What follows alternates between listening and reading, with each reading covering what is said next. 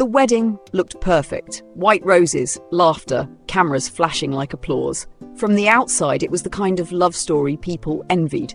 She looked radiant, her smile a mask carved carefully over nerves. He looked proud, confident, the charming young man everyone said she was lucky to have. They said he was ambitious, driven, the kind of man who would make a name for himself. Her father had always liked men like that. Perhaps that was why the match had seemed natural, love that also looked good on paper. But from the moment they returned from their honeymoon, something in the air began to change. The house was large, modern, spotless, her father's wedding gift. It had wide glass windows that let the light in, but sometimes in the late hours the reflections in those windows made her feel trapped, like she was living in a glass cage, admired from the outside but never really free.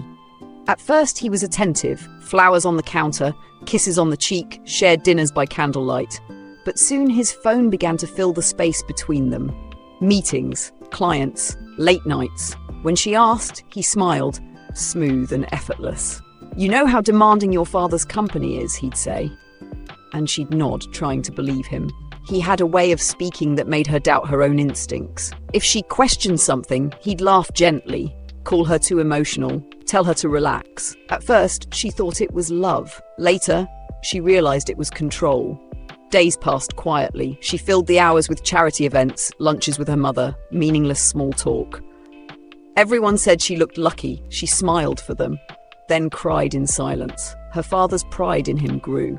Promotions came quickly, projects approved, his presence in meetings expanding. When people whispered that he was the rising star of the company, she felt proud, until she noticed how rarely he looked at her anymore. He started spending more time with a certain colleague, young, beautiful, confident, the kind of woman who made others feel invisible. At dinners, her name slipped into conversations like perfume, soft but impossible to ignore. "She's talented," he'd say. "I'm mentoring her."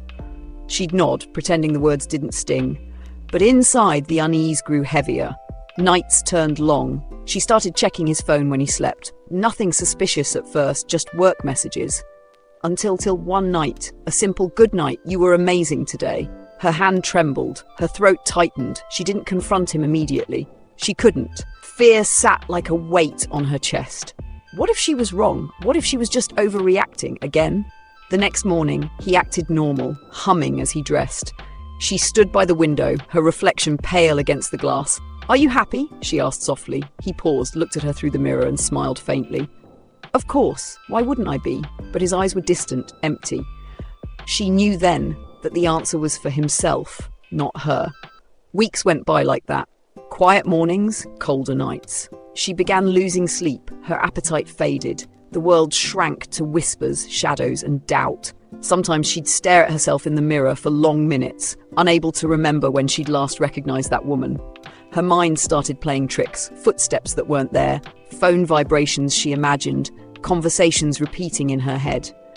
She stopped meeting friends. She stopped smiling in photographs. One evening, she overheard a conversation she wasn't meant to hear, her husband and his friend in the study, laughing over whiskey. "You really scored big," his friend said.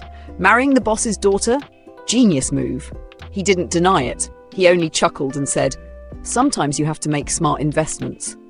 Her blood ran cold. The glass of water slipped from her hand, shattering across the marble floor. He rushed out, startled, pretending to care.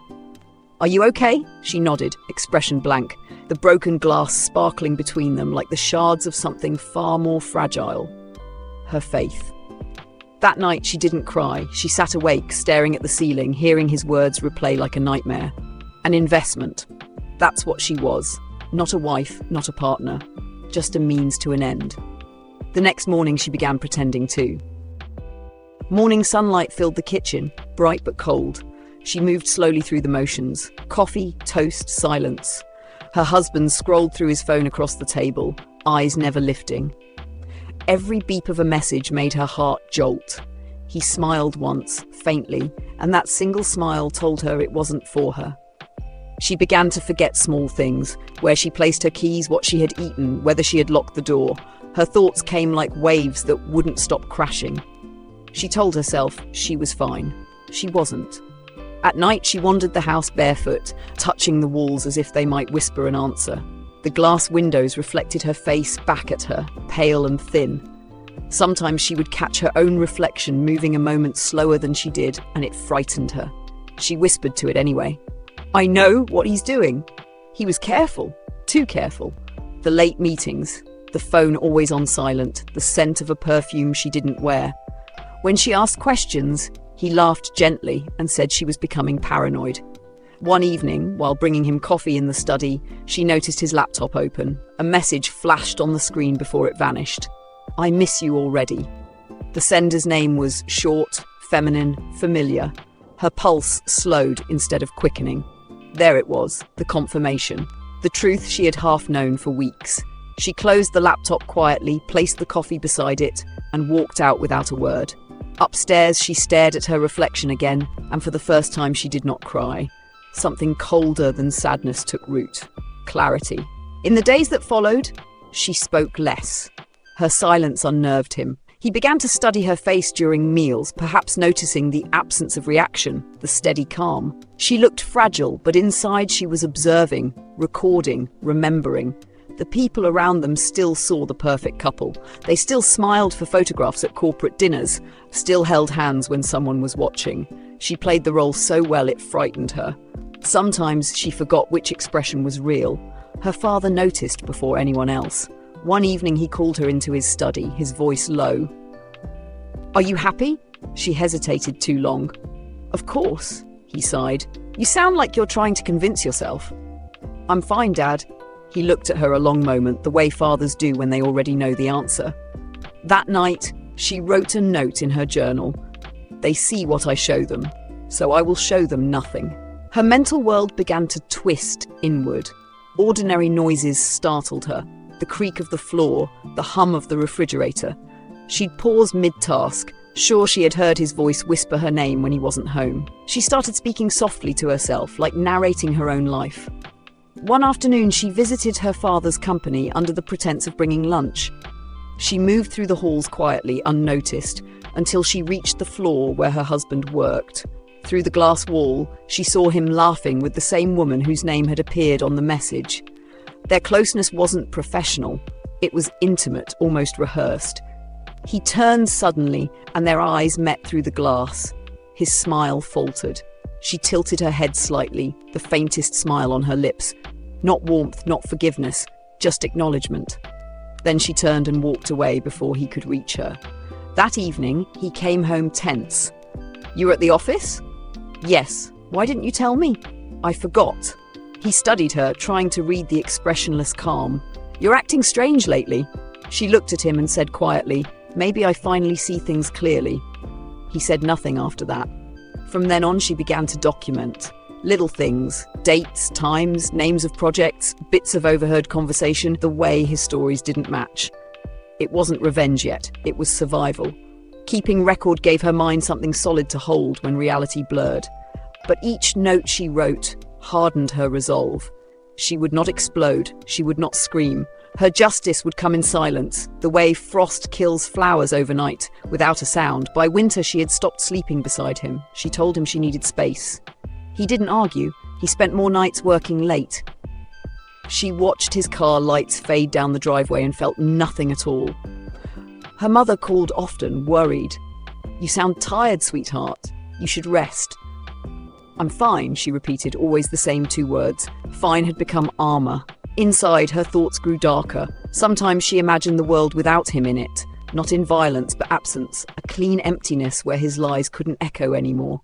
Those moments scared her, yet she held them, studied them like someone examining a dangerous object under glass.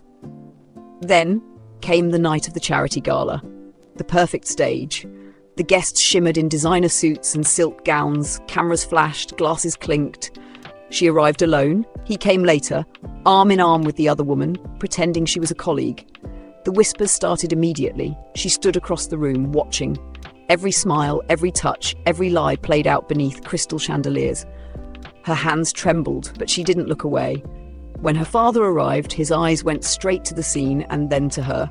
She shook her head slightly, a silent plea not to intervene. He understood and stayed silent. Later, as the evening wound down, she approached her husband quietly. "You left your presentation file in the car," she said. "I can bring it." He frowned, confused, but nodded.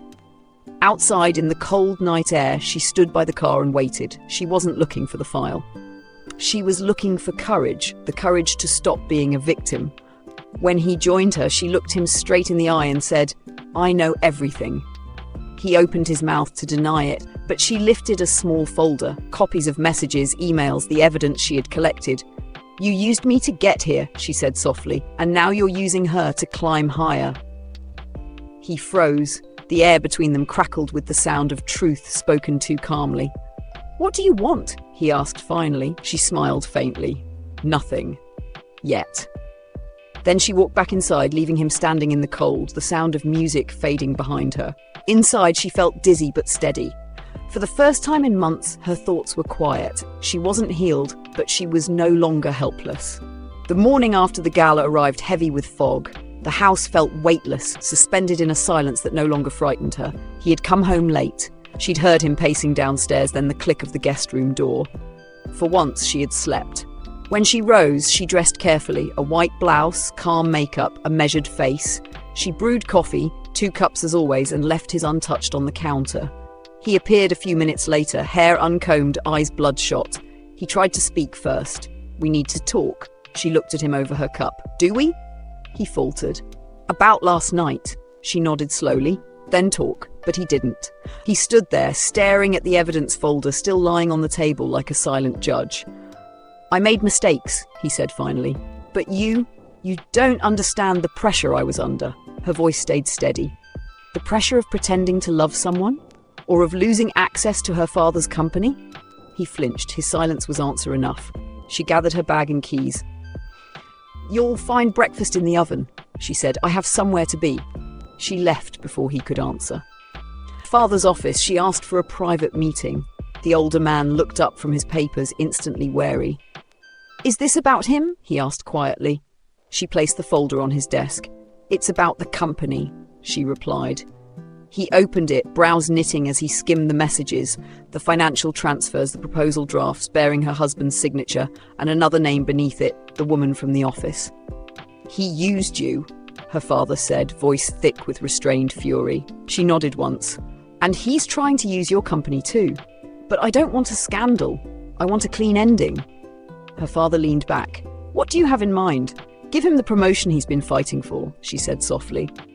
"But make it hollow. A title without authority, a salary frozen, a project that goes nowhere. Let him believe he's won." Her father studied her, realizing this wasn't anger speaking, it was precision. "And then? I'll ask for a separation quietly. He'll walk out thinking he left on his own terms, but everyone who matters will know the truth." Her father hesitated. "You're sure you can live with that?" She smiled faintly.